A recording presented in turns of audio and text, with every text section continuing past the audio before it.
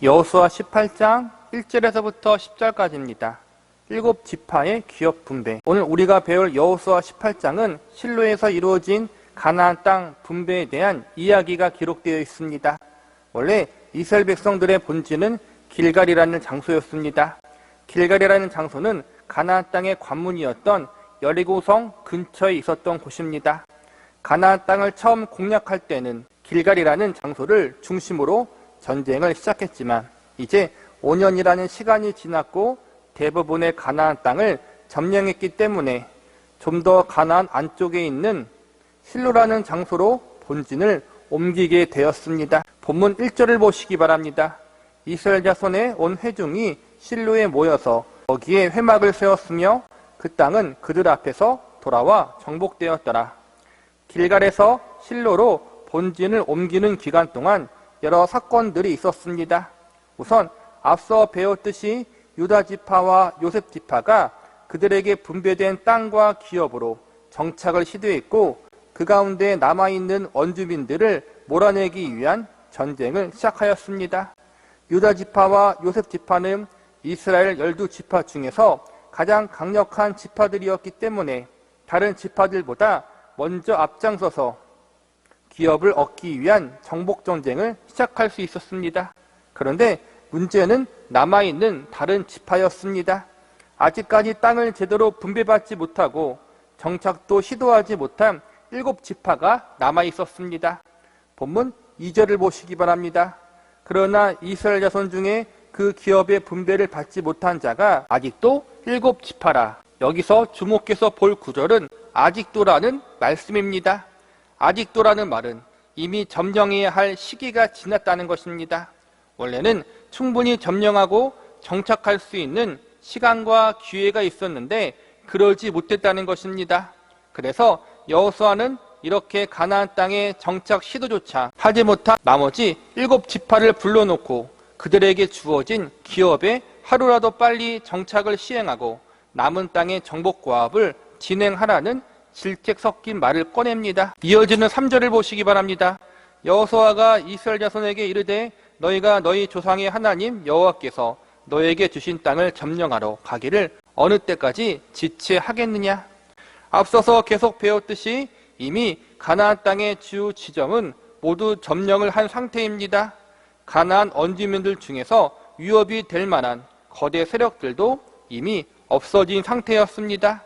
하나님을 의지함으로 조금만 힘을 내면, 조금만 열심을 내면 충분히 남아있는 땅들을 쟁취하고 남아있는 원주민들의 잔존 세력도 모두 몰아낼 수가 있었습니다. 그런데 나머지 7지파들은 서로 눈치만 보면서 더 이상 나아가지를 못합니다.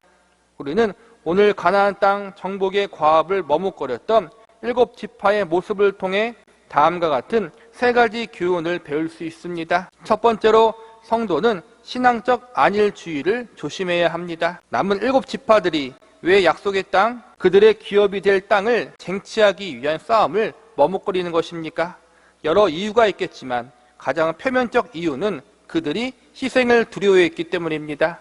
여호수아의 도움을 받지 못한 상황 속에서 각 지파가 스스로 힘만으로 남은 적들을 소탕해야 하는 것이 부담스럽고 두려웠던 것입니다. 남은 적들의 규모는 크지 않았지만 대부분 험한 산악지역에 자리 잡고 있거나 철기라는 강력한 무기를 소유하고 있었습니다. 험한 산악지역에 있는 원주민들과 싸우는 것은 쉬운 일이 아니었습니다. 더욱이 철기 무기를 가지고 있는 적들과 싸운다는 것은 큰 피해를 입을 각오를 해야 했습니다. 힘들게 약속의 땅까지 왔는데 겨우겨우 대부분의 가나안 땅들을 점령했는데 소수에 남아있는 적들을 소탕하느라 목숨 걸고 싸우기가 부담스러웠던 것입니다. 그래서 남은 7지파 사람들이 자꾸 머뭇거리고 있었던 것입니다. 굳이 남아있는 적들과 싸우지 않고 적당한 곳, 적당한 장소에 자리 잡고 하루라도 빨리 정착하고 싶은 것이 남은 7지파 사람들의 마음이었을 것입니다.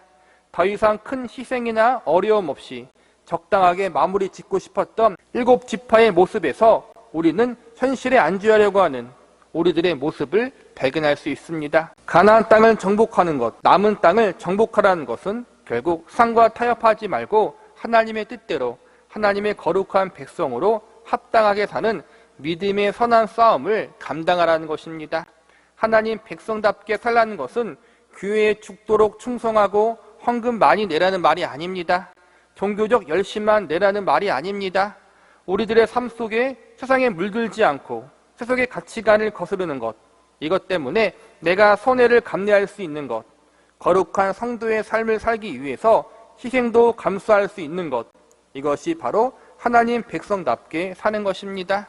하나님의 자녀다운 삶을 살아가기 위해서 고난과 환난을 감내할 수 있어야 합니다. 세상에서 하나님 백성답게 올바른 신앙생활을 하기 위해서는 자연스럽게 많은 어려움과 문제들이 뒤따라오게 마련입니다.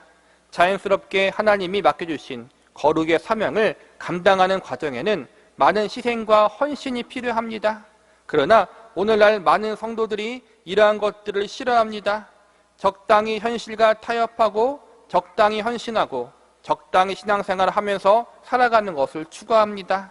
그런데 참으로 재미있는 것은 적당히 하면서 복은 많이 받기를 원한다는 것입니다. 하나님의 백성으로서 이 세상에서 빛과 소금된 삶을 살아야 하며 상과 구별된 거룩한 존재로 살아가야 하는데, 이를 위한 희생과 헌신은 언제나 뒷전이고 어떻게 해서든 편안하게 신앙생활을 하려고 합니다. 어떻게 해서든 이 땅에서 복받고 잘 되는 것이 가장 중요한 것처럼 여기면서 살아가고 있습니다. 희생과 헌신, 고난과 환난이라는 말을 언급하기 싫어합니다. 이러한 면에서 7지파의 이야기는 다른 누구의 이야기가 아니라 바로 저와 여러분의 이야기입니다. 궁극적으로 가나안 땅을 정복하고 정착하는 것은 다른 누구의 유익이 아니라 바로 그들 자신의 유익을 위해서입니다. 희생과 헌신, 고난과 어려움을 잘 감내하는 것도 궁극적으로 그들 자신의 유익을 위해서입니다. 하나님의 백성답게 살아가고 상 속에서 하나님의 자녀다운 거룩한 삶을 사는 것, 이건 역시 결국 하나님을 위해서가 아니라 궁극적으로 성도 자신에게 큰 유익이 되는 일입니다. 그런데도 우리는 여전히 머뭇거리고 있고 적당히 상과 타협하며 안일함에 빠져 있습니다. 그러다 보니 신앙의 진보도 없고 믿음의 성숙도 없습니다. 10년, 20년, 30년 교회를 다녀도 아무런 변화가 없습니다. 교회 행사와 종교 의식에는 도가 텄습니다. 그저 매년 해왔던 교회 행사나 예배 의식이 조금만 바뀌면 그것에 대한 지적만 아주 잘합니다. 절기 현수막이 어떻고 예배 순서가 어떻고 주보가 어떻고 이러한 것에는 정말로 예민하게 반응합니다. 그런데 정작 우리 자신이 말씀대로 살지 못하고 거룩한 하나님 백성답게 사는 것에 대한 찔림도 없고 예민도 없습니다. 크게 중요하지 않은 것에는 매우 민감하게 반응하면서도 정작 가장 중요한 영적인 것에 대해서는 무감각해 있는 것입니다. 하나님은 오늘 이러한 영적 안일주의에 빠진 저와 여러분을 향해서 지체하지 말라, 타협하지 말라, 이렇게 말씀하십니다. 상과 양다리 걸치지 말고 상과 하나님 사이에 머뭇거리며 타협하지 말고 어서 하나님께 지체 없이 건너오라고 말씀하십니다. 이 말씀 앞에 우리 자신을 점검해보고 지체하지 말라는 하나님의 부름에 응답하실 수 있기를 바랍니다. 두 번째, 성도는 하나님이 예비하신 기업에 대한 소망을 잃어버리면 안 됩니다. 우리 그리스도인들이 살면서 가장 감격스러운 경험은 주님을 처음으로 믿고 영접하는 그때라고 믿습니다. 처음 주님을 만나 말할 수 없는 기쁨과 환희를 느꼈던 그때, 나 같은 죄인 살려주신 주님에 대한 말할 수 없는 감사와 찬양, 그리고 그 은혜와 사랑 때문에 나오는 눈물, 이 모든 경험이 우리들의 삶 속에 가장 기억될 만한 경험이 아니었습니까? 이제 주님만을 위해서 살겠다고 결심했던 그때, 나의 모든 것을 버리고 주님만을 따르겠다고 결심했던 그때가 우리들의 삶 속에 있지 않았습니까? 그런데 시간이 지나고 상 속에 살다 보니까 그러한 뜨거운 마음과 열정은 식어집니다. 생명까지 걸겠다는 나의 결심과 결단은 어느새 온데간데 없어진 우리의 모습을 발견하곤 합니다. 천국을 소망하며 하나님만 바라보며 살려고 노력했지만 현실에 치이고 내 인생 문제 때문에 힘겨워하다가 나도 모르게 현실과 타협하고 세상 사람들처럼 이 세상의 것이 전부인 것처럼 살아가는 우리의 모습을 목격하게 됩니다. 우리가 바라봐야 할 영원한 천국 대신 언젠가는 썩어져 없어질 유한한 이 땅의 것에 집착하며 살아가는 우리들의 모습을 발견하게 됩니다. 오늘 본문에 나오는 이스라엘 백성들도 이러한 경험을 하고 있었습니다. 그들은 그토록 꿈에 그리던 약속의 땅 가나안 땅에 들어왔습니다. 그러나 아직 구체적인 그들의 기업이 주어지지 않았습니다. 아직 해결해야 할 문제들이 많이 남아 있습니다. 그래서 기업 얻기를 주저하고 있습니다. 믿음으로 나아가서 약속하신 가나안 땅을 정착하기 위해, 약속하신 가나안 땅에서 정착하기 위한 싸움을 해야 하는데 이 핑계에 저 핑계에 대면서 안일 주의에 빠져 있었습니다. 하나님이 주신 은혜를 전혀 누리지 못하고 있었습니다. 그래서 여호수아가 어떤 처방을 내립니까? 본문 4절을 보시기 바랍니다.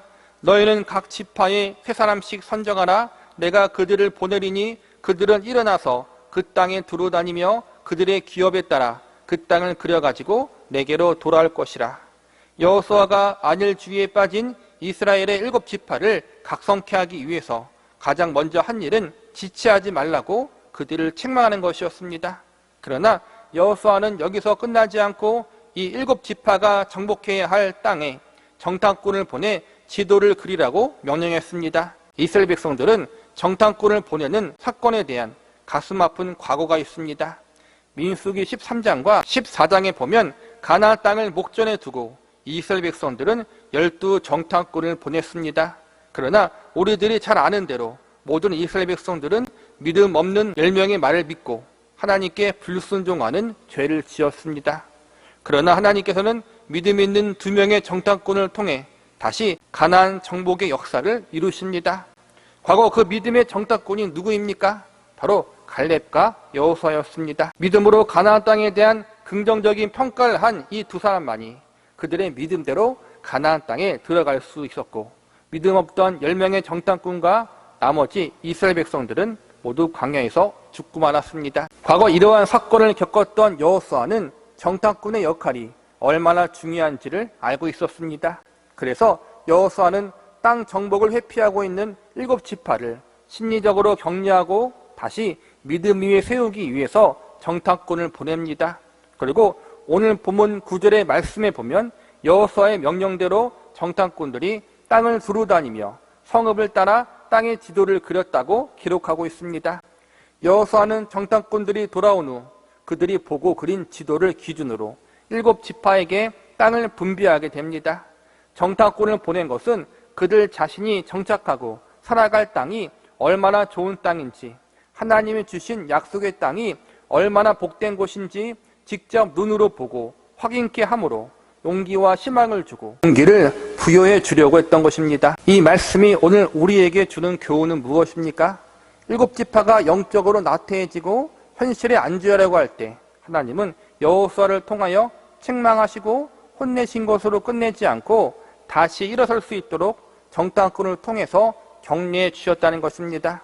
하나님은 책망만 하시고 징계만 하시는 무서운 분이 아니십니다. 복음서에서 탕자를 기다리던 아버지의 마음을 가지신 분, 바로 우리가 믿고 섬기는 하나님이십니다. 징계를 위한 징계를 내리시는 분이 아니라는 것입니다. 징계조차도 결국 우리에게 유익이 되게 하시는 하나님, 우리가 경험하는 최악의 상황도 결국에는 모든 것을 합력하여 하나님의 최선을 이루게 하시는 분이 바로 우리가 아버지라 부르는 하나님입니다. 비록 이스라엘 백성들이 영적으로 나태해져 있고 안일함에 빠져 있었지만, 세상과 타협하고 현실에 안주하고 있었지만, 하나님의 백성으로서 합당하지 못한 모습으로 서 있었지만, 하나님은 그들에게 다시 한번 기회를 주시고 용기와 위로와 격려를 주셨습니다. 본문 6절을 보시기 바랍니다. 그 땅을 7부분으로 그려서 이곳 내게로 가져오라. 그러면 내가 여기서 너희를 위하여 우리 하나님 여호와 앞에 제비를 뽑으리라. 남은 가나안 땅을 두루 돌아다니며 7지파가 분배받을 땅을 직접 눈으로 보고 지도를 그려오라고 여호수아가 명령합니다. 직접 눈으로 보라는 것은 그들이 분배받아 살아갈 땅이 얼마나 좋은 땅인지 경험해 보라는 것입니다. 이 좋은 땅을 하나님이 너에게 주신다. 그러니 끝까지 힘을 내라. 이렇게 위로와 격려를 주기 위해서 정탐꾼을 보내게 하신 것입니다. 이 일이 있은 후 직접 자신들에게 주어질 약속의 땅을 눈으로 목격한 나머지 7지파 사람들은 다시 한번 힘을 내어 멈추었던 남은 가나안 땅 정복의 과업을 수행하게 됩니다. 우리들도 이 세상에 살면서 하나님의 약속을 믿기보다는 오늘 본문의 7지파처럼 지체하는 삶을 살 수 있습니다. 우리들도 7지파처럼 나태해지고 이 세상에 주저앉고 싶을 때가 있습니다. 그때 하나님은 우리들을 그냥 내버려 두지 않으시고 때로는 사랑의 책망을 주시고 더불어 큰 위로와 격려 그리고 용기를 선물로 허락하여 주십니다. 말씀으로 위로를 주시기도 하시고 삶의 여러 가지 사건들을 통해서 우리들에게 힘과 용기와 격려를 허락하여 주시기도 합니다. 무엇보다 천국의 소망을 통하여 우리의 신앙을 다시 한번 새롭게 하여 주십니다. 우리가 천국의 소망을 붙들 때 우리는 이 땅의 것이 전부가 아니라는 사실을 다시 한번 깨닫게 됩니다. 그리고 현실에 안주해 있었던 우리들, 이 땅에 소망을 두었던 우리들의 시선을 나를 위해 예비된 하늘의 기업에 두게 됩니다. 그래서 다시 한번 하나님의 백성답게 살아갈 수 있는 힘과 능력을 회복하게 됩니다. 세상 속에서 살다가 지치고 힘이 들 때 나도 모르게 세상의 때가 묻고 이 세상에 안주하려고 살아가려는 본능이 일어날 때 하나님이 예비하신 하늘의 집을 바라보시기 바랍니다. 나를 위해 하나님이 아직 온전히 맛보지 못하고 경험하지 못한 가장 좋은 곳을 예비하고 계심을 믿으시기 바랍니다. 그리고 무엇보다 나를 위해 예비하신 하늘의 집, 저 천국의 소망을 영원한 소망으로 다시 붙잡을 수 있는 성도 여러분이 되시기를 바랍니다. 마지막으로 성도는 하나님의 약속을 신뢰해야 합니다. 남은 7지파가 머뭇거렸던 이유, 그들이 하나님께 책망을 받았던 이유, 그 이유는 궁극적으로 그들 자신이 하나님의 약속을 온전히 신뢰하지 못하고 있었기 때문입니다. 그들이 영적으로 나태해지고 현실에 안주하려고 했던 이유 역시도 하나님의 약속의 말씀을 온전히 믿지 못했기 때문입니다. 하나님의 말씀이 너무 비현실적이고 지금 고난당하고 어려움을 경험하는 나와는 너무 동떨어진 이야기라고 생각하기도 합니다. 하나님의 백성이라 불리움을 받지만 하늘의 천국을 기업으로 받을 것이 예정되어 있지만 현실 속에 직면한 문제와 어려움 때문에 내가 처한 여러 환경과 여건 때문에 우리는 하나님이 주신 약속의 말씀들을 잊어버리거나 망각해 버릴 때가 있습니다. 지금 내가 숨쉬고 있는 이 현실, 지금 내가 직면한 이 문제의 벽이 하나님의 약속과는 부합하지 않는 전혀 현실성이 없는 약속처럼 보입니다. 사실 이것이 저와 여러분이 경험하고 있는 대부분의 신앙 위기요, 인생의 문제입니다. 실현 가능해 보이지 않는 하나님의 말씀들, 현실과 동떨어져 보이는 하나님의 약속들을 우리들의 삶 속에 어떻게 붙잡고 살아가야 하는가, 어떻게 의지하면서 살아야 하는가, 이 문제가 바로 우리에게 주어진 숙제입니다.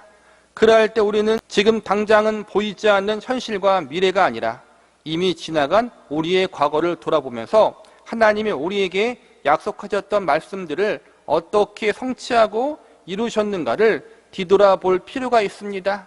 내 삶 가운데 하나님이 어떻게 섭리하시고 개입하셨는가, 어떻게 해서 지금까지 나를 이끄셨는가를 살펴봐야 합니다. 이스라엘 백성들의 경우도 마찬가지였습니다. 하나님이 어떻게 지금까지 그들을 이끄셨는지, 애굽을 나와 광야를 지나 가나안 땅에 어떻게 들어갔는가, 수많은 가나안 원주민들을 어떻게 물리쳤는가, 이 모든 것들을 하나하나 뒤돌아 볼 필요가 있습니다. 이 모든 세월과 사건들 속에서 하나님이 어떻게 그들을 위해 일하셨는가를 살펴볼 필요가 있습니다. 그러면 분명히 보이게 될 것입니다. 과거 하나님이 어떻게 하나님 백성들을 인도하시고 이끄셨는지, 과거 직면한 문제들을 어떻게 해결해 주셨는지, 그 당시 불가능하게 여겨졌던 문제들, 해결의 실마리가 전혀 보이지 않았던 사건들, 한 치 앞도 보이지 않았던 우리들의 인생을 어떻게 가장 선한 길로 인도하셨는지 우리는 지나온 발자취를 통해서 배울 수 있습니다. 그리고 결국 이 모든 것의 중심에는 우리의 인생의 발걸음을 붙드시고 인도하셨던 하나님의 주권과 섭리하심이 있었다는 사실을 약속의 말씀을 통해서 발견할 수 있습니다. 본문 3절을 다시 보시기 바랍니다. 여호수아가 이스라엘 자손에게 이르되 너희가 너희 조상의 하나님 여호와께서 너에게 주신 땅을 점령하러 가기를 어느 때까지 지체하겠느냐. 여기서 보면 여호수아가 하나님 여호와께서 너에게 주신 땅이라고 말하고 있습니다. 하나님이 지금의 이스라엘 백성들에게 약속으로 이 땅을 주셨다라는 의미입니다. 이미 이 땅은 너희의 땅이라는 하나님의 약속의 말씀이 선포되어졌다는 것입니다. 하나님의 약속의 말씀이 있으니 그 약속을 의지함으로 그 약속을 주신 하나님을 신뢰함으로 남은 땅을 쟁취하라는 것입니다. 여기서 또한 주목해서 볼 것은 아직 모두 점령하지 않았음에도 불구하고 그 땅을 가리켜 여호와께서 주신 땅이라고 표현하고 있다는 것입니다. 본문 9절과 10절을 보시기 바랍니다. 그 사람들이 가서 그 땅으로 두루다니며 성읍들을 따라서 7부분으로 책에 그려서 실로 진영에 돌아와 여호수아에게 나오니 여호수아가 그들을 위하여 실로의 여호와 앞에서 제비를 뽑고 그가 거기서 이스라엘 자손의 분파대로 그 땅을 분배하였더라. 여기서 보면 정탐꾼들이 땅을 모두 돌아다니면서 각 지파가 분배받을 땅을 책에 그렸다고 나와 있습니다.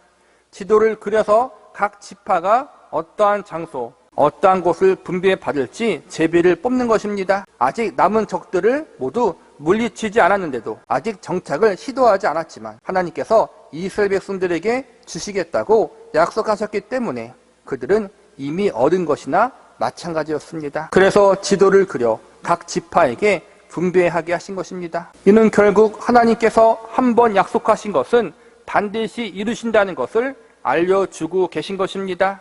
하나님께서 약속하신 말씀에는 만약이란 단어가 없습니다.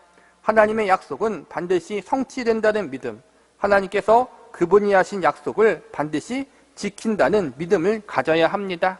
7지파가 이미 주신 땅을 점령하는데 지체한 것은 하나님의 약속을 바라보지 않고 현실적인 문제들, 남아있는 원주민들의 강함을 바라보았기 때문입니다. 그들이 가진 산성과 철기들이 아무리 견고하고 강하더라도 하나님께서 약속하셨으니 하나님을 의지하고 나아간다면 분명히 승리를 주실 것인데 인간적으로 머리 굴리고 계산하다가 결국에는 지파의 정착이 늦어지게 된 것입니다. 말씀을 마무리하겠습니다. 하나님의 우리에게 약속하신 말씀들, 약속들이 있음에도 불구하고 마치 한 번도 그 말씀을 알지 못하고 그 약속을 받지 않은 사람들처럼 행동할 때가 얼마나 많이 있습니까? 하나님을 믿는다고 하면서도 마치 하나님을 믿지 않는 사람처럼 살아갈 때가 얼마나 많이 있습니까? 마치 지금의 이스라엘 백성들처럼 애굽에서 위대한 구원을 경험하고 광야에서 놀라운 하나님의 인도하심을 체험했으며 가나안 땅에서 수많은 기적들을 목격했음에도 불구하고 마치 이 모든 것을 한 번도 경험하거나 체험하지 못했던 것처럼 우리도 그렇게 행동하고 있지는 않습니까?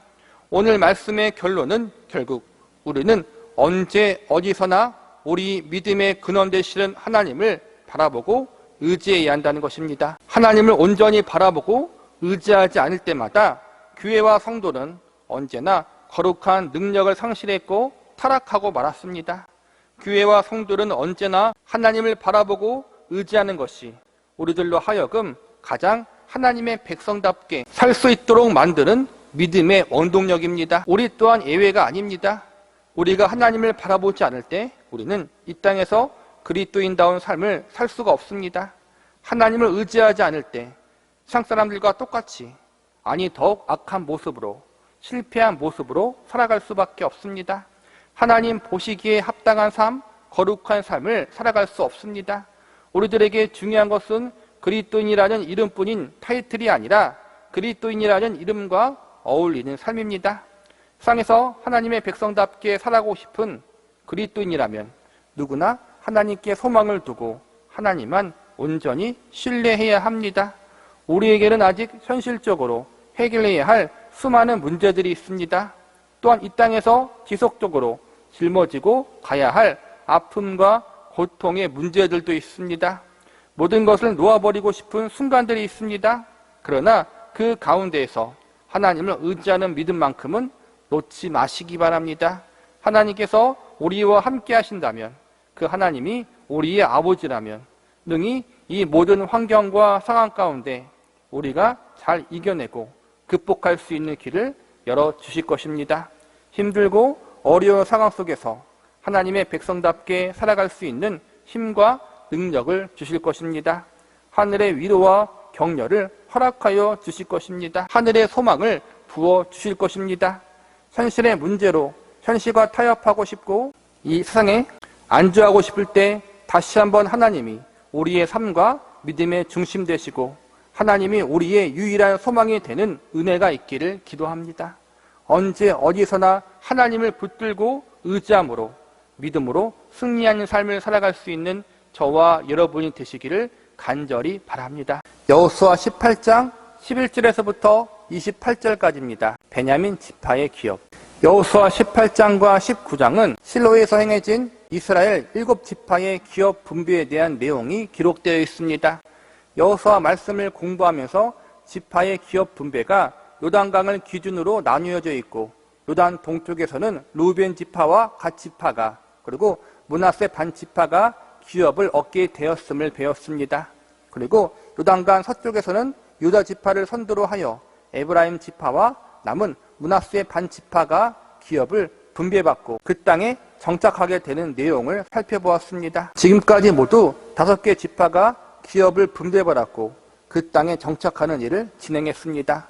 5개 지파를 제외하고는 아직 정착하지 못한 지파가 7지파나 되었습니다. 꽤 많은 시간이 지났음에도 불구하고 남은 7지파는 가나안 땅에 정착하기를 주저하고 있었고 그들을 향해 여호수아가 따끔하게 질책하고 동시에 위로와 격려를 해주는 내용이 지난 시간에 배웠던 여호수아 18장 전반부의 말씀이었습니다. 여호수아의 충고로 말미암아 남은 7지파는 다시 한번 용기를 내어 자신들의 기업 얻는 일을 진행하게 됩니다. 이 중에서 18장 후반부는 베냐민 지파에 대해서, 19장은 시므온 지파와 스불론, 이사갈, 아셀, 납달리, 단 지파의 기업 분배와 정착 과정에 대한 이야기가 기록되어 있습니다. 19장을 끝으로 12지파 기업 분배가 끝나고 자신들의 땅을 분배받은 지파들은 그곳으로 가서 정착과 남은 원주민들을 소탕하는 일을 진행하게 됩니다. 오늘 우리가 배울 본문에서는 베냐민 지파가 어떻게 기업을 분배받고 정착했는지에 대한 내용이 나와 있습니다. 베냐민 지파의 기업 분배에 대한 말씀을 공부하기 앞서서 먼저 그들의 조상인 베냐민에 대해서 잠깐 살펴보겠습니다. 베냐민은 야곱의 12아들 중 제일 마지막 막내인 12번째 아들이었습니다. 야곱은 아내가 모두 4명이었는데 그 중에서 2번째 부인인 라헬에게서 11번째 아들인 요셉과 12번째 아들인 베냐민이 태어나게 됩니다. 야곱은 2번째 부인인 라헬을 가장 사랑했습니다. 야곱은 12명의 아들 중에서 라헬의 자식인 요셉과 베냐민을 가장 아꼈습니다. 어찌 보면 야곱에게 있어서 요셉과 베냐민은 우상과도 같았습니다. 자녀들을 하나님께 맡기기보다는 자신의 보물로 여기고 애지중지했습니다. 요셉과 베냐민을 자신의 품에 끼고 보호하고 야곱 마음대로 그들의 삶을 좌지우지하려고 했습니다. 하나님은 그러한 야곱을 연단시키기 위해서 요셉을 애굽의 노예로 팔려가게 하십니다. 그러나 그래도 깨닫지 못한 야곱은 요셉 대신 베냐민에 대해서 더 큰 집착을 하게 됩니다. 자신이 동원할 수 있는 모든 수단과 방법으로 베냐민을 품에 끼고 그를 지키고 보호하려고 했습니다. 다시는 무슨 일이 생겨도 자신의 가장 소중한 라헬의 아들들을 잃어버리지 않겠다는 다짐을 합니다. 야곱은 자신이 마음먹으면 반드시 이루었던 사람이었습니다. 수단과 방법을 가리지 않고 자신이 가지고 싶은 것을 반드시 가졌던 사람이었습니다. 그런 그가 가장 사랑하는 요셉을 잃어버리게 된 것은 너무나도 큰 충격이었습니다. 그 충격으로 베냐민에 대한 야곱의 집착이 더 커졌습니다. 그런데 어떻게 됩니까? 하나님이 가나안 땅에 흉년이 들게 하십니다. 그리고 애굽의 양식을 구하려 할 때 베냐민이 함께 애굽에 내려가도록 섭리하십니다. 야곱이 가장 사랑했던 베냐민을 자신의 품에서 떨어져 보내야만 했던 그러한 상황이 생긴 것입니다. 그 당시 정황으로는 애굽에 내려가다가 자칫 잘못하면 베냐민이 생명의 위협을 당할 수도 있는 상황이었습니다. 하나님은 이 사건을 통해서 야곱이 자신의 수단과 방법으로 도저히 안 되는 것이 있다는 사실을 다시 한번 깨닫게 해주십니다. 그리고 이 일로 통해 그의 가장 소중한 베냐민을 하나님께 내어 맡기는 훈련을 하게 됩니다. 자신의 품에 끼고 살았던 베냐민을 야곱은 전능하신 하나님 앞에 마침내 맡기는 결단을 내리게 됩니다. 인생의 황혼이 되어서야 비로소 야곱은 자신의 가장 사랑하는 모든 것을 하나님께 내어 맡기는 시험을 통과하게 됩니다. 설명이 길었지만 결국 야곱이 그만큼 베냐민을 사랑했고 야곱의 가장 많은 사랑과 관심을 받은 귀한 막내 아들이었다는 것입니다. 베냐민의 친형이었던 요셉을 시기하고 미워했던 나머지 형제들도 요셉을 애굽에 판 양심의 가책 때문에 베냐민만큼은 아끼고 사랑했던 것으로 보입니다. 아버지 야곱의 사랑과 나머지 형들에 대한 관심으로 인해 막내 베냐민은 큰 시련이나 어려움이 없었습니다. 인생 가운데 큰 우여곡절 없이 편안하게 성장했습니다. 베냐민은 살아생전 특별한 일이나 사건 없이 조용하게 살아온 사람입니다. 베냐민이 그랬던 것처럼 그의 후손인 베냐민 지파도 특별한 우여곡절이나 큰 사건 없이 출애굽에서부터 광야 생활 시기를 지나 무난히 가나안 땅에 들어와 정착을 하게 됩니다. 지금까지 간단하게 베냐민 지파가 어떤 지파인지에 대해서 살펴보았습니다. 이러한 사실을 알고 있으면 오늘 본문의 말씀을 공부하는데 도움이 될 것이라고 생각됩니다. 우리는 오늘 베냐민 지파의 기업 분배의 내용을 통해서 다음과 같은 세 가지 교훈을 배울 수 있습니다. 첫 번째로 하나님의 약속은 반드시 이루어진다는 사실을 배울 수 있습니다. 베냐민 지파를 공부하면서 제일 먼저 살펴볼 사항은 그들이 용맹한 지파였다는 것과 안전이 보장된 땅을 기업으로 받았다는 것입니다. 투사기 시대에 베냐민 지파 혼자서 이스라엘 나머지 11지파와 싸움을 하며 승리를 하기도 했습니다. 자신보다 20배 가까이 많은 11지파의 병사들을 물리친 것입니다. 이렇게 베냐민 지파가 용맹스러웠던 것은 야곱의 기도의 성취라고 할 수 있습니다. 야곱은 그의 기도 가운데 베냐민이 이리와 갖게 된다고 예언하기도 했습니다. 야곱의 예언대로 베냐민 지파가 용맹한 지파로 세워지게 됩니다. 그리고 베냐민 지파에서 이스라엘의 초대왕 사울왕이 나오게 됩니다. 사울왕은 용맹한 왕으로서 이스라엘 백성들을 오랫동안 괴롭혔던 블레셋이라는 민족을 물리치고 이스라엘 민족을 구원하는 업적을 남겼습니다. 또한 오늘 본문에서 베냐민 지파가 기업으로 분배받은 땅을 보면 그 땅의 위치가 가나안에서 가장 안전한 지역이라는 사실을 발견할 수 있습니다. 글로 보면 잘 이해가 안 되지만 가나안 땅 지파별 분배 지도를 보시면 유다 지파와 요셉 지파 사이에 베냐민 지파가 위치해 있는 것을 발견할 수 있습니다. 베냐민 지파가 분배받은 기업과 땅은 이스라엘 민족 중에 가장 강력했던 유다 지파와 요셉 지파 가운데 사이에 위치하고 있어 다른 지파에 비해서 외세의 침략으로부터 가장 자유로웠습니다. 사방으로 유다와 요셉 지파가 둘러싸고 있었기 때문에 외부의 적들이 함부로 베냐민 지파의 땅을 쳐들어올 수가 없었습니다. 베냐민 지파가 안전한 땅에 거하게 된다는 것은 모세의 예언 기도에 대한 성취라고 할 수 있습니다. 모세는 그가 죽기 전에 이스라엘 12지파를 위해서 축복 기도를 해줍니다. 야곱과 모세의 기도는 그들 개인의 바램을 담은 기도가 아니라 성령의 감동하심 가운데 하나님이 주시는 애언적 기도였습니다. 이스라엘 12지파를 향한 하나님의 뜻과 계획을 모세의 입을 빌려서 하나님이 선언케 하신 것입니다. 결국 베냐민 지파에 대한 야곱과 모세의 기도는 가나안 땅에 정착하는 과정 가운데 모두 성취됩니다. 야곱과 모세의 기도 성취는 베냐민 지파를 향한 하나님의 뜻과 계획이 이루어졌다는 것이고 하나님이 야곱과 모세의 기도를 통해 말씀하셨던 약속들을 모두 응답하신 것입니다. 하나님은 약속을 반드시 지키시는 분이십니다. 우리는 하나님을 가리켜 신실하신 하나님이라고 고백합니다. 신실하다라는 의미는 변하지 않는다는 의미가 담겨져 있습니다. 하나님이 신실하다는 것은 곧 하나님은 상황이나 여건, 환경에 따라 변하지 않는 분이라는 것입니다. 그분이 약속하셨다면 어떤 상황 속에서도 반드시 그 약속을 지키십니다. 이 말씀은 과거 베냐민 지파에게만 해당되는 것이 아니라 오늘날 저와 여러분에게도 동일하게 적용됩니다. 베냐민 지파를 향한 하나님의 선하신 뜻과 계획이 있듯이, 그리고 베냐민 지파를 향한 하나님의 약속이 있었듯이, 하나님은 오늘날 저와 여러분을 향한 선한 계획과 뜻을 가지고 계십니다. 저와 여러분을 향한 약속들을 성취하고 계십니다. 그러므로 우리는 우리를 향한 선하신 뜻을 가지고 계신 하나님의 말씀에 귀를 기울여야 하고 그 말씀을 붙들 수 있는 성도들이 되어야 합니다. 저와 여러분을 향한 하나님의 약속의 말씀들은 모두 성경 말씀에 기록되어 있습니다. 눈 감고 하나님의 음성을 듣는다거나 마음의 소리를 듣는다고 이상한 행동하지 마시고 가장 먼저 기록된 성경 말씀을 펴고 그 말씀을 읽기 바랍니다. 기록된 성경 말씀을 통해서 나를 향한 하나님의 계획과 뜻을 발견하시기 바랍니다. 그리고 그 말씀의 가르침과 교훈대로 그 원리대로 살아가기로 힘쓰시기 바랍니다. 그럴 때 기록된 성경 말씀을 통해서 하나님이 나에게 얼마나 큰 사랑을 베푸셨는지, 하나님을 아버지라 부를 수 있는 은혜가 얼마나 귀한 것인지 바르게 알아가는 은혜가 저와 여러분에게 더욱 임하게 될 것입니다. 두 번째로, 하나님은 은혜의 하나님이심을 배울 수 있습니다.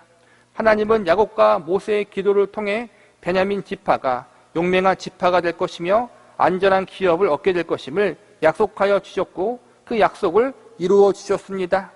사실 앞서 배운 유다 지파나 요셉 지파는 그들의 조상인 유다와 요셉의 혜택을 많이 받은 지파였습니다.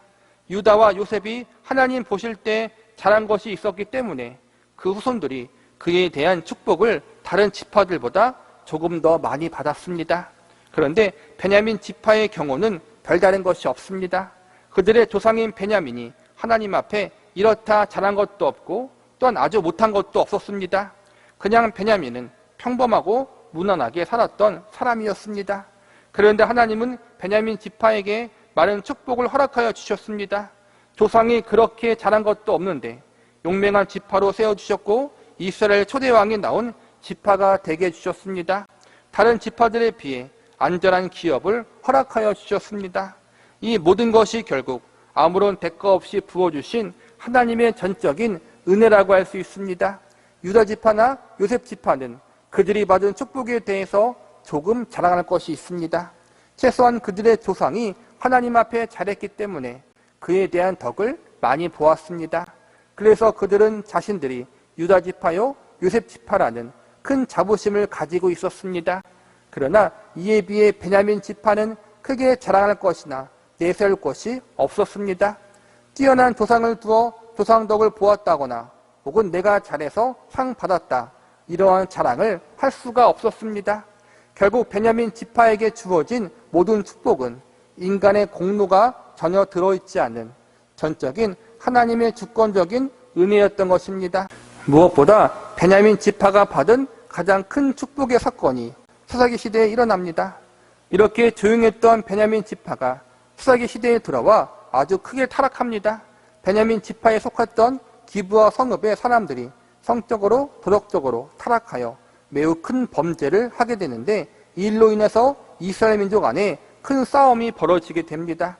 베냐민 지파를 제외한 11지파 사람들이 범죄한 사람들을 처벌하라고 요구하는데 베냐민 지파 사람들이 이를 거절하게 되고 이로 인해 베냐민 지파와 나머지 11지파 간에 큰 전쟁이 일어나게 됩니다. 이로 인해 서로 많은 사람이 생명을 잃게 되고 베냐민 지파는 성인 남자 600명만 살아남게 됩니다. 한 지파가 일순간에 멸절당할 뻔한 위기를 겪게 되는 것입니다. 그러나 감사하게도 하나님께서는 베냐민 지파에게 은혜를 내려주셔서 다시 번성하게 하시어 이스라엘의 초대왕인 사울을 배출하는 지파가 됩니다.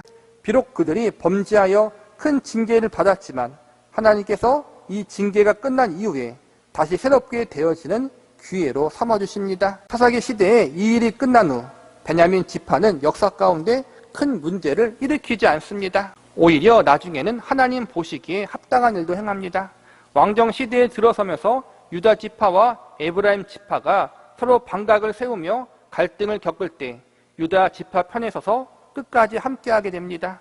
이스라엘의 10지파가 다윗 왕의 가문에 반기를 들어 에브라임 지파를 중심으로 이스라엘 북왕국을 세우는데, 이 와중에 베냐민 지파는 다윗 왕의 가문을 따르는 유다 지파를 지지하여 남왕국에 남게 됩니다. 베냐민도 라헬의 아들이고 요셉도 라헬의 아들입니다. 그러므로 요셉의 후손인 에브라임과 베냐민은 가장 가까운 형제 지파입니다. 보다 정확하게 표현하자면 베냐민은 에브라임의 작은 아버지입니다. 그런데 베냐민은 혈육을 따르지 않고 하나님의 뜻을 따릅니다. 나중에 북이스라엘 왕국은 아수르 제국에 의해서 멸망당하고 남유다 왕국은 바벨론 제국에 의해서 멸망을 당하게 됩니다. 그러나 남유다 왕국은 하나님의 은혜로 다시 나라를 이루게 되는데, 그때 유다 지파 사람들과 베냐민 지파 사람들이 중심이 되어 나라를 다시 회복하게 됩니다. 남유다 왕국이 다시 세워진다는 것은 메시아의 계보가 끊어지지 않았다는 것입니다. 유다 지파가 가장 중심이 되지만 유다 지파를 도와 베냐민 지파가 남유다 왕국을 재건할 때 메시아의 계보가 끊어지지 않도록 돕는 역할을 감당하게 되는 것입니다. 비록 하나님 앞에 내세울 것이 없는 베냐민 지파였지만 그들은 가나안 땅 정착 시 하나님으로부터 좋은 땅, 가장 안전한 땅을 기업으로 분배받은 은혜를 입었습니다. 또한 사사기 시대에는 큰 범죄를 저지르고 타락하여 하나님 앞에 징계를 받았지만 다시 한번 하나님께서 기회를 주시고 은혜 가운데 회복되어질 수 있도록 도우셨습니다. 하나님은 눈에 띄게 잘한 것도 없음에도 불구하고 베냐민 지파에게 지속적인 은혜를 베풀고 계셨습니다. 이스라엘 민족이 남과 북으로 갈라질 때 베냐민 지파는 유다 지파와 함께했다고 배웠습니다. 그런데 사실 이 부분도 이미 하나님이 선지자를 통해서 두 개의 지파가 다윗 왕의 가문을 따를 것임을 예언하셨습니다. 그러니까 유다 지파와 베냐민 지파가 다윗 왕의 가문을 배신하지 않을 것임을 이미 알려주신 것입니다. 결국 베냐민 지파가 남유다 왕국에 속하게 되어 이스라엘 민족이 메시아의 계보를 이룰 수 있도록 돕는 역할을 맡겨주신 것입니다. 결국 베냐민 지파의 모든 것이 다 하나님의 은혜였다는 사실을 우리는 이스라엘 민족의 역사와 베냐민 지파의 역사를 통해서 발견할 수 있습니다. 말씀을 마무리하겠습니다. 베냐민 지파를 통해서 우리는 하나님이 약속을 성취하시는 하나님이요 은혜의 하나님이심을 배웠습니다. 특별히 유다 지파와 요셉 지파에 비교해서 내세울 것이 하나도 없는 베냐민 지파였지만 하나님은 그러한 베냐민 지파를 언제나 은혜로 대해주시고 많은 축복을 내려주셨습니다. 가나안 땅에서 가장 안전한 지역을 기업으로 주셨으며 타락하여 멸망당할 뻔한 베냐민 지파를 살려주시고 다시 회복케 하여 주셨습니다. 무엇보다 유다 지파와 함께 남유다 왕국을 구성하는 가장 중요한 지파로 삼아 주셨습니다. 이스라엘 민족의 명맥을 이어가는데 큰 도움을 주는 귀한 역할을 맡기셨습니다. 이로 인해 이스라엘 민족은 영원히 멸망당하지 않고 이스라엘 민족을 통해 메시아가 태어날 수가 있었습니다. 이 모든 것은 베냐민 지파가 잘해서가 아니라 전적인 하나님의 은혜로 이루어진 것입니다. 베냐민 지파를 공부하면서 계속해서 은혜를 강조한 것은 베냐민 지파와 우리들의 모습이 너무나 비슷하기 때문입니다. 하나님 앞에 아무것도 내세울 것이 없는 베냐민 지파의 모습이 우리의 모습과도 같습니다. 우리 역시 하나님 앞에 아무것도 내세울 것이 없는 그러한 존재지만 하나님의 한량없는 은혜와 사랑을 받은 존재들입니다. 베냐민 지파가 하나님 앞에 자랑할 것이 아무것도 없다는 것은 그들이 교만할 수 없다는 것을 의미합니다. 잘나면 그만큼 자랑할 것이 많습니다. 내세울 것이 많다는 것입니다. 그러나 베냐민 지파는 자랑할 것도 내세울 것도 아무것도 없었습니다. 베냐민 지파가 받은 축복들은 다 하나님의 크신 은혜였기 때문입니다. 우리도 하나님 앞에 베냐민 지파와 동일한 위치에 있습니다. 하나님 앞에 아무런 자랑도 내세울 것도 없는 우리였습니다. 심지어 하나님 앞에 타락하고 부패한 존재가 우리들이었습니다. 하나님을 비방하고 하나님이 아닌 우상을 섬기며 세상을 사랑했던 존재가 우리들이었습니다. 멸망당해도 마땅한 존재가 우리였습니다. 이러한 우리를 하나님이 버리지 않으시고 지금의 이 자리에까지 이끄셨습니다. 감히 하나님을 아버지라 부르며 그 하나님을 경배하고 찬양할 수 있는 존재로 만들어 주셨습니다. 세상에 그 어떠한 존재가 하나님을 아버지라고 부를 수 있단 말입니까? 그 어떠한 피조물이 독생자 예수 그리스도의 생명을 바친 사랑을 받아본 적이 있단 말입니까? 얼마나 그 사랑과 은혜의 신비가 놀라운지 천사들도 살펴보기 원한다. 성경은 이렇게 증언합니다. 즉 천사들도 너무 부러워한다는 것입니다. 이 은혜와 사랑을 우리에게 부어주신 하나님을 여러분 일평생 의지하시기 바랍니다. 마지막 모세가 죽기 전에 베냐민 지파를 위해서 기도했던 신명기 33장 12절을 제가 읽어드리고 설교 말씀을 마치도록 하겠습니다. 베냐민에 대해서 일렀으되 여호와의 사랑을 입은 자는 그 곁에 안전히 살리로다. 여호와께서 그를 날이 마치도록 보호하시고 그를 자기 어깨 사이에 있게 하시리로다. 저와 여러분은 하나님의 사랑을 입은 자요 그분 안에 날이 지나도록 보호를 받는 존재라는 사실을 믿으시기 바랍니다.